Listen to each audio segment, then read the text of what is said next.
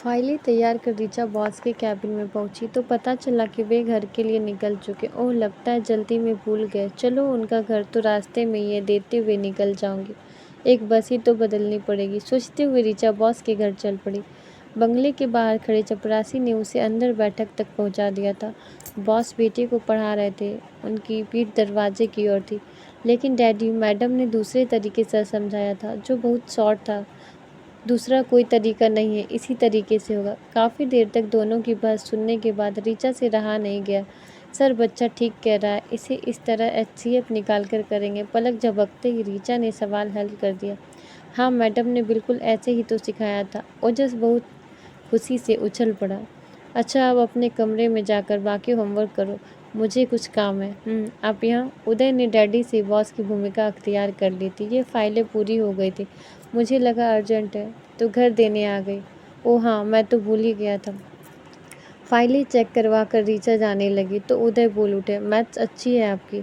जी thanks. यहाँ से पहले मैं स्कूल में थी तो मैथ्स ही पढ़ाती थी और विषय भी पढ़ाती थी, पर मैथ्स के लिए बच्चे मुझे आज तक याद करते हैं। प्रशंसा से उत्साहित हो बोलते समय ऋचा ने यह नहीं सोचा था कि यह आत्म प्रशंसा उसे कितनी भारी पड़ेगी। ठीक है, कल से आप ओजस को 1 घंटे मैथ्स पढ़ा दिया करें। ऑफिस के बाद मेरे साथ ही आ जाना, बाद में ड्राइवर आपको घर छोड़ देगा।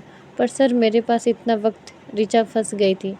आप जो फीस लेंगे मुझे मंजूर है। दरअसल पढ़ाई छोड़े इतना वक्त हो गया है, फिर वैसे ही ऑफिस के इतने झमेले, उस पर घर आने के बाद भी चैन नहीं। अंदर कदम रखते ही शिकायतों का पुलिंदा। उदय को लगा कि वह आवेश में कुछ ज़्यादा ही बोल गया है, इसलिए उसने बीच में ही बात रोक दी। तो कल आप तैयार रहना। ऋचा के पास स्वीकृति में गर्दन हिलाने के अलावा कोई चारा न था, लेकिन कमरे में पहुंचते ही वह अपने रूममेट स्वाति के सम्मुख बिफर पड़ी। स्वाति ने उसे समझाया कि बॉस से बनाकर चलने में ही समझदारी है, जब तक कि वह उसके साथ कोई गलत हरकत ना करे। मुंह नोच लूंगी यदि उसने ऐसा कुछ किया तो। देर तक ऋचा बड़बड़ाती रही और स्वाति उसे शांत करती रही। घर से दूर इस घर में दोनों ही एक दूसरे का सहारा थी। 2-4 दिन चले। इस क्रम में ही ऋचा के सम्मुख बॉस के घर का खाका काफ़ी स्पष्ट हो गया था। बॉस की पत्नी मालिनी काफ़ी अहंकारी स्वभाव की महिला थी।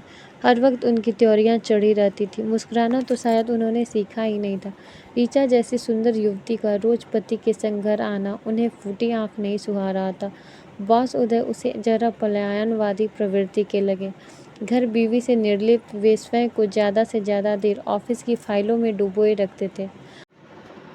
हाँ, 10 वर्षीय ओजस न केवल पढ़ाई में अच्छा था वरन अन्य गतिविधियों में भी रुचि रखता था और ऋचा से इस बारे में विचार विमर्श भी करता था। घर के उबाड़ उखड़े वातावरण से निर्लिप्त वह भी अपने पढ़ाई, खेलकूद, कंप्यूटर आदि में ही मस्त रहता था। ऋचा की उससे अच्छी छनने लगी, लेकिन चौथे दिन ही मालिनी मैडम ने उसे अल्टीमेटम पकड़ा दिया। शाम को ओजस को खेलने का समय होता है, आप दिन में आकर पढ़ा दिया करें। लेकिन दिन में मैं ऑफिस में रहती हूँ, वो मैं उदय से बात कर लूँगी। ऋचा के सम्मुख फिर गर्दन हिलाने के अलावा कोई चारा न था। घर आकर स्वाति के सम्मुख खींच निकालने के अतिरिक्त वह कुछ न कर पाई। उस दिन मैडम का मूड काफ़ी अच्छा था। कल ओजस का जन्मदिन है, आप पढ़ाने के बाद यहीं रुक जाना। पार्टी के बाद ड्राइवर आपको घर छोड़ आएगा। ऋचा का मन हुआ मना कर दे, लेकिन एक तो ओजस का आग्रह और फिर पहली बार मैडम की कृपा दृष्टि, वह इनकार नहीं कर पाई। खूब सारे चॉकलेट्स और गेम की सीडी पाकर ओजस खुशी से उछल पड़ा। वह कंप्यूटर पर मस्त हो गया और ऋचा मैडम के पास रसोई में चली गई। वैसे तो घर में ढेरों नौकर थे, लेकिन कुछ विशेष व्यंजन बनाने और बैठक सजाने में ऋचा ने पूरा सहयोग दिया। मालिनी उससे बहुत खुश हो गई। पार्टी में भी उसने आगंतुकों के सामने ऋचा की दिल खोलकर तारीफ की। उदय और मालिनी बड़े प्रेम और आदर से मेहमानों का आदर सत्कार कर रहे थे। उन्हें देखकर कोई सोच भी नहीं सकता था कि इतना आदर्श नजर आने वाला यह जोड़ा साधारणतः एक दूसरे से बात करना भी पसंद नहीं करता।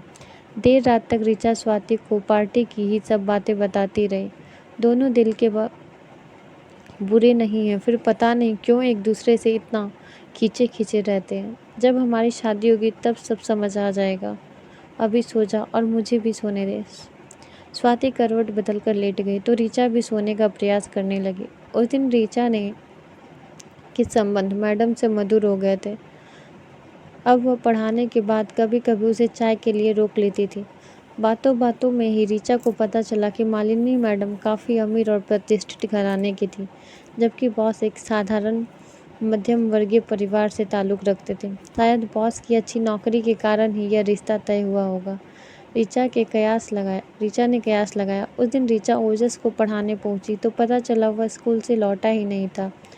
वार्षिकोत्सव की तैयारी के कारण स्कूल की छुट्टी देरी से होने वाली थी। रीचा लौटने लगी तो मालिनी ने उसे रोक लिया। अब आई हो तो कुछ देर मेरे पास बैठ जाओ, वैसे भी आज मेरी तबीयत ठीक नहीं है।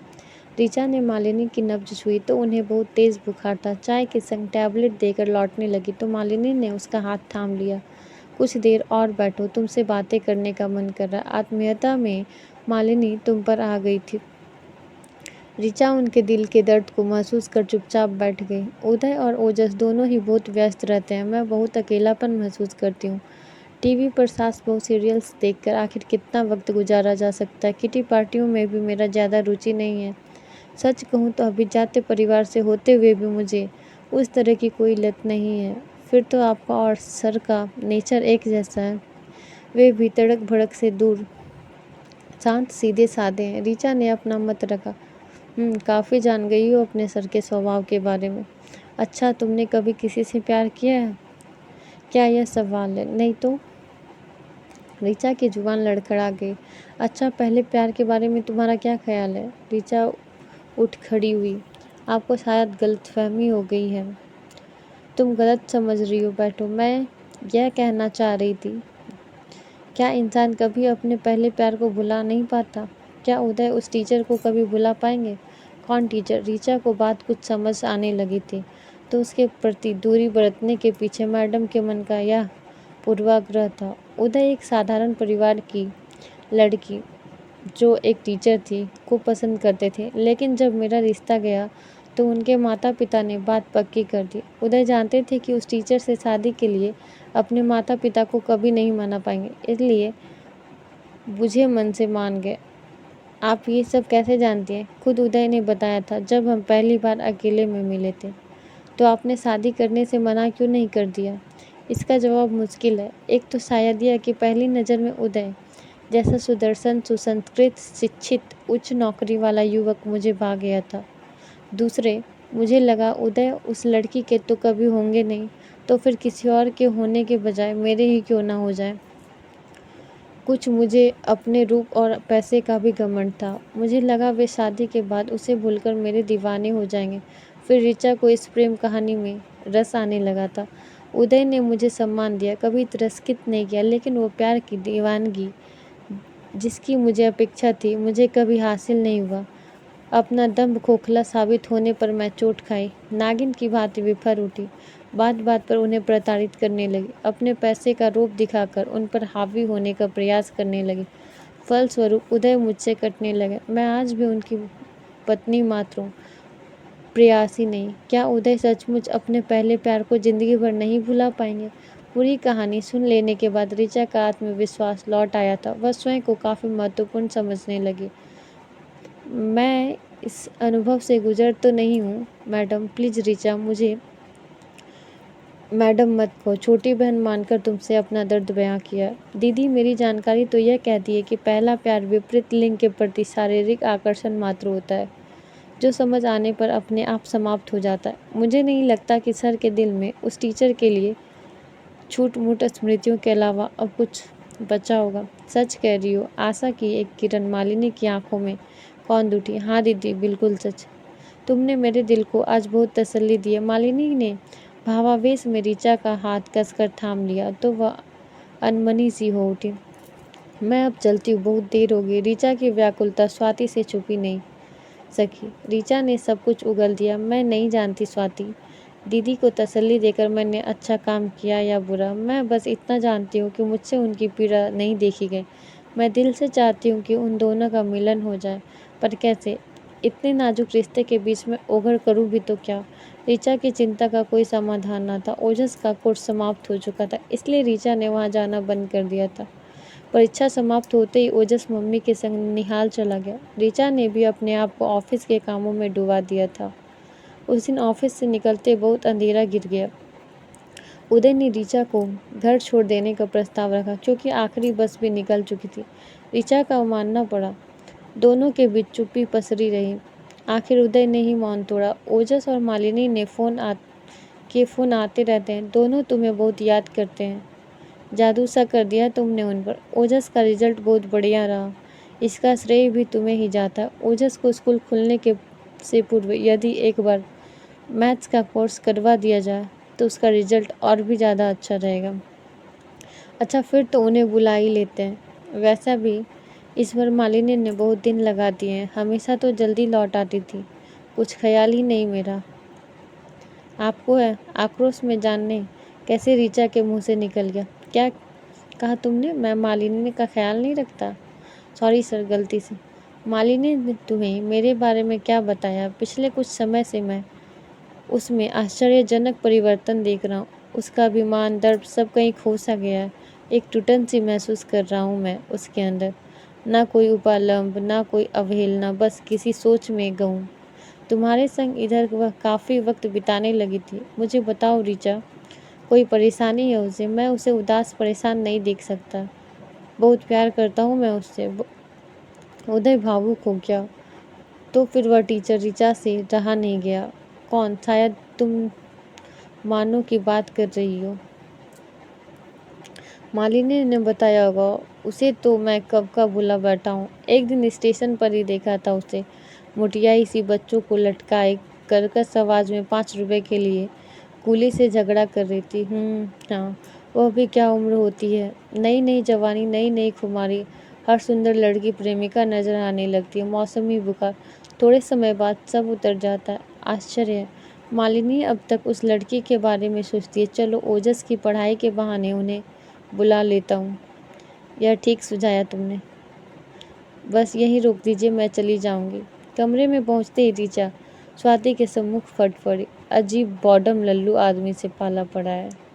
कौन? स्वाति चकित थी। अरे वही मेरा बॉस, बीवी को बुलाने के लिए बहाना ढूंढ रहा है।